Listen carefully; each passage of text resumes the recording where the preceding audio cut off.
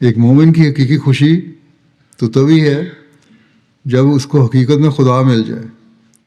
بس ایک مومن کو جو رمضان کے روزوں سے گزر کر آیا ہے اور آج عید منا رہا ہے، اس کو یہ سوچنا چاہیے کہ کیا واقعی میں حقیقی عید منا رہا ہوں؟ خدا کے کچھ نظارے مجھے نظر آ رہے ہیں قربت کے؟ رمضان میں نے کچھ فائدہ اٹھایا بھی ہے کہ نہیں؟ لیکن اگر ہم نے حقیقت میں کچھ پایا ہے، پھر ہمارا خدا سے ایک تعلق پیدا ہونا چاہیے، اور یہ تعلق آج اس عید کی حقیقی خوشی کے منانے کے لیے پھر ایک اظہار ہے۔ یہ عید اس بات کا اظہار ہوگی کہ حقیقت میں ہم نے خدا کو پا لیا، اور پھر ہم آئندہ اپنی زندگی کے سفر میں اس کو ایک سنگ میل سمجھیں گے، اور یہ عید ہمیں نئے راستوں کی طرف لے جانے والی ہوگی، کیونکہ ہم نے رمضان میں خدا کو پایا اور اس کی خوشی آج ہم نے منائی۔ اگر رمضان میں اپنی برائیاں چھوڑ کر ہم نے نیکیوں کی طرف قدم بڑھایا ہے تو ہم واقعی حقیقی خوشی منانے کے حقدار ہیں۔ اگر ہماری باتوں کے معیار رمضان میں بلند ہوئے اور ہم نے خدا کو پایا تو ہم واقعی حقیقی خوشی اور عید منانے کے حقدار ہیں۔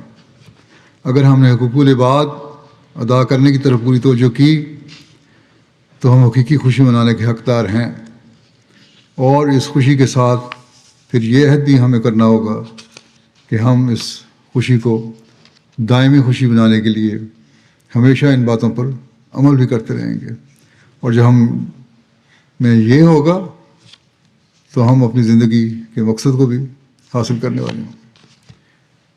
حضرت صلی اللہ علیہ وسلم نے فرمایا کہ اللہ تعالیٰ کو تمہاری تبدیلیوں سے اور نیکیوں کے راستوں پر چلنے سے حقیقی طور پر خوشی ہوتی ہے۔